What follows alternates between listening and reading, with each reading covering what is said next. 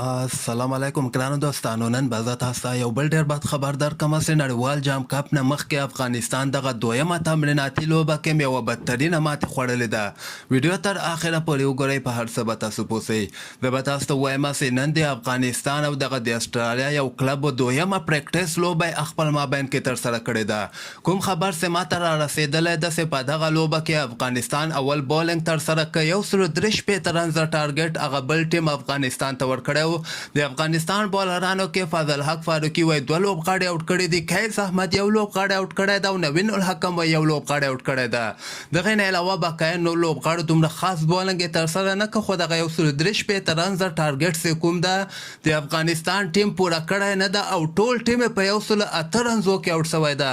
د افغانستان بیټسمینانو کې یعنې حضرت الله زازم ناکامه شوی، رحمان الله ګوربزم دومره خاص بیټنګ نه ده ترسره کړی.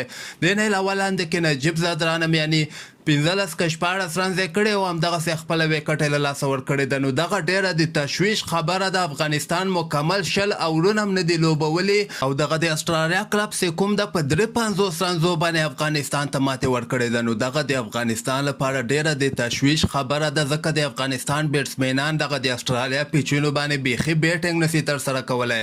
هغه تېره ورځ هم چې کومه پریکټس لوبه ترسره سوله هغه کې افغانستان صرف 110 رنزه کړي ول او نن بیا 108 رنزه کړي او ټول لوبغاړي آوټ سوي دي. پوره اورونه هم افغانستان نه دي لوبولي.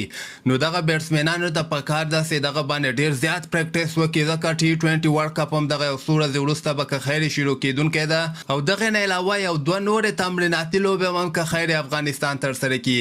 افغانستان کرکټ بورډ ته پکار ده چې دغه د تمریناتي لوبو خبر مکمل تفسیر سره باید دوی شریک کړي چې د افغانستان د کرکټ مینوال ورنه خبر سي، ځکه دا کوم خبر چې ما چا را رسولی ده هغه وایي چې افغانستان ځکه خبر نه ورکوي چې دغه د افغانستان لوبغاړو دومره ښه بیټنګ نه ده ترسره کړې، یعنې دومره ښه نه دي ځلېدلي.